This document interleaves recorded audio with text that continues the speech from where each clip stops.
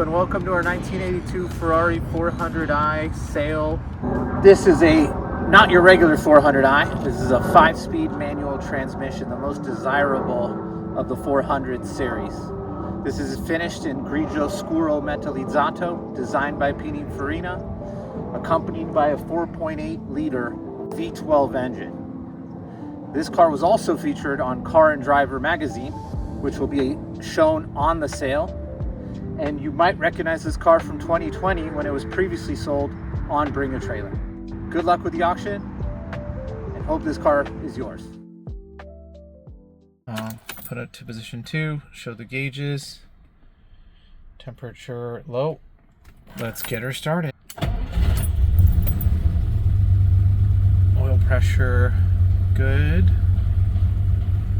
Idle's about 1,000. Working, oil temp low, charging, rev, and there it is.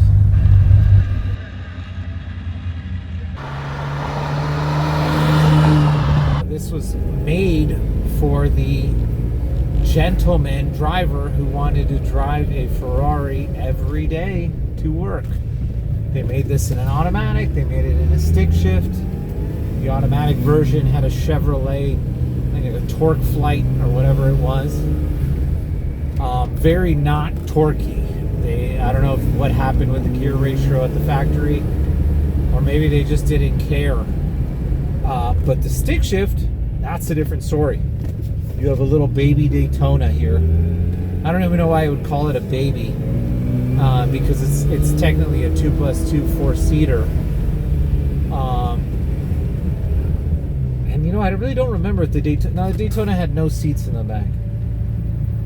But this 4-seater, this executive model, like all of them, dual air conditioning, front rear, climate control, which technically was an innovation. I don't know if it was a Ferrari innovation or who invented it, but had dual climate.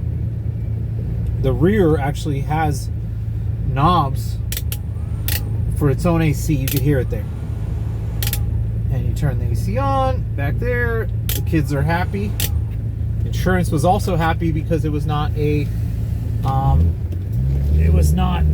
sports car at this point. It was a family vehicle. Shifting is good. Synchros are good.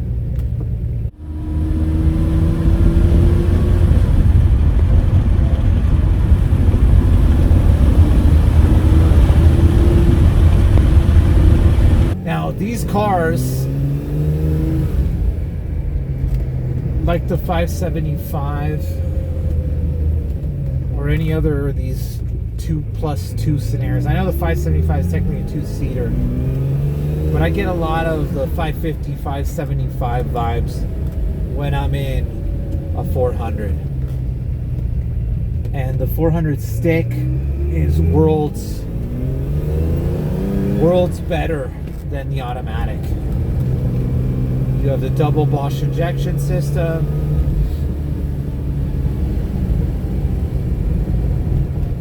And you have 5 gears. This is where you get that Daytona feel. You have the boxer engine. A lot of nice sound.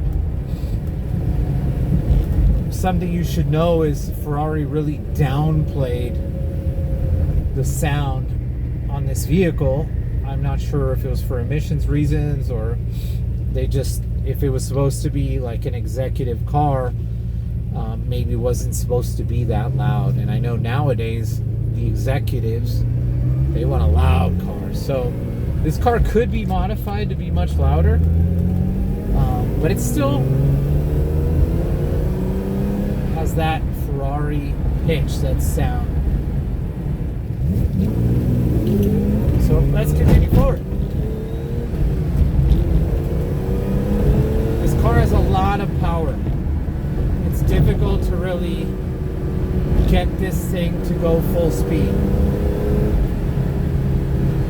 The ratios of the gears are much longer than the Daytona.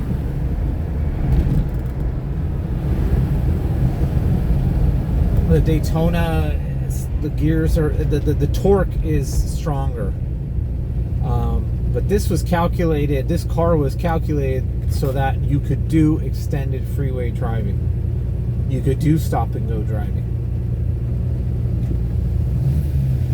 And I think, you know, these driving videos, although I've seen people go all out on cars and show you how they can blow them up, but I think the biggest test for a vehicle is, can I do a half hour of stop and go driving in traffic?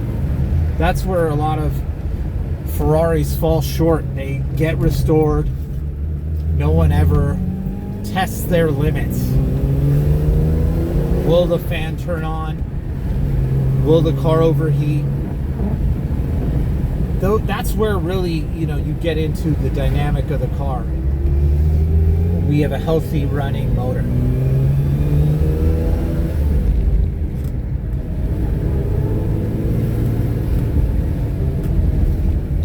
So here's your opportunity to experience Ferrari's best V12 5-speed Pininfarina design, offered at no reserve.